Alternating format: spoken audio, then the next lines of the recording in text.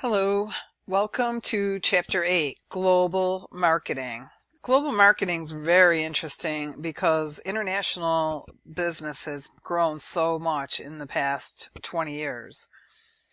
In this chapter, we describe the components of a country market assessment, and then we try to understand the marketing opportunities, identify the various entry strategies, and then we highlight the differences.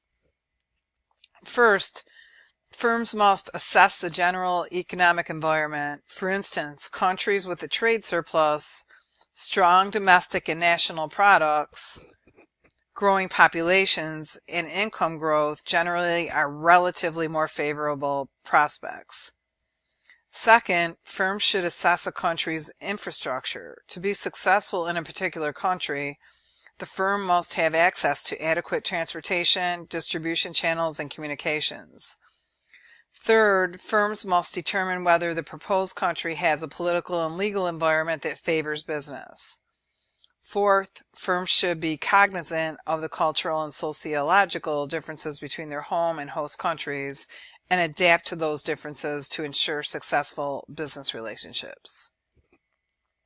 Technology, particularly in the communication field, has facilitated the growth of global markets. Firms can communicate with their suppliers and customers instantaneously, easily take advantage of production efficiencies in other countries, and bring together parts and finished goods from all over the globe.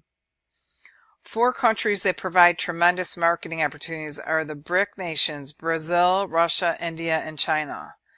These countries have large populations that are increasingly interested in the latest goods and services. Firms have several options for entering a new country, each with a different level of risk and involvement. Direct investment is the riskiest but potentially the most lucrative.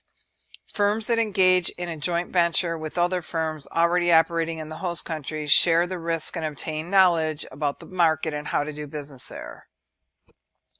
A strategic alliance is similar to a joint venture, but the relationship is not as formal.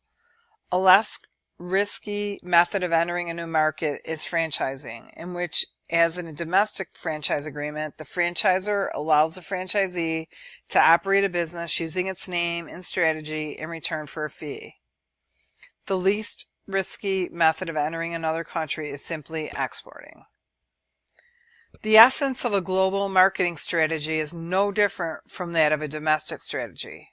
The firm starts by identifying its target markets, chooses specific markets to pursue, and crafts a strategy to meet the needs of those markets.